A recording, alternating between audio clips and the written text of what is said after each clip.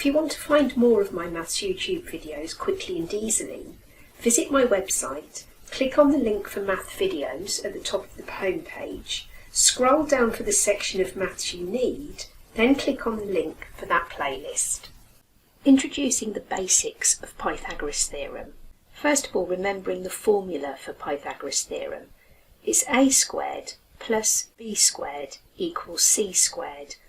I often find it easier to call c squared, h for hypotenuse, and you'll see why when we go through how that formula works. So we have a right angle triangle. That means that the angle here is 90 degrees. The longest side of the triangle, which is the side opposite the right angle, is called the hypotenuse, which is why I like to use h squared instead of c squared. And we call the other sides a and b. If we said side A is 3 centimetres and side B is 4 centimetres, what the formula means is we take side A, whatever that measures, we square it, and the same with side B. And we add those squared numbers together, and that gives us the square of the hypotenuse. So to see what that looks like, A squared, that's 3 squared, which is 9, and then b squared, that's 4 squared, which is 16. We add those together, we get 25. 25 is the square of the hypotenuse, it's not the length of the hypotenuse. We have to find the square root of 25, and that's 5. So the length of the hypotenuse is 5 centimetres. Here's one for you to try. Calculate the length of the hypotenuse. You will need your calculator to work out the square root at the end. Adjust your answer to 2 decimal places. If you want to pause the video and have a go.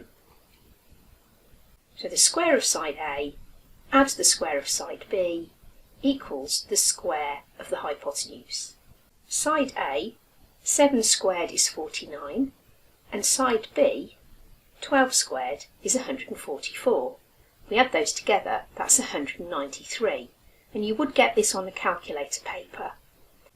So in your calculator, find the square root of 193, and that's 13.89244,399, and you've been asked to round that to 2 decimal places. So that would be 13.89 centimetres.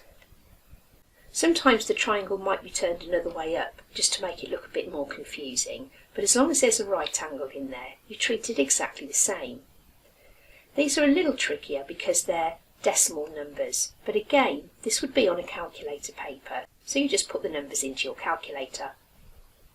The square of 13.5, that's 182.25, and the square of 6.8, that's 46.24. We add those together, we get 228.49. Now we find the square root of that, and that gives you the length of the hypotenuse. And remember to round that to 2 decimal places. So that would be 15.12 centimetres. And another one similar to that for you to have a go at, if you want to pause the video and have a go.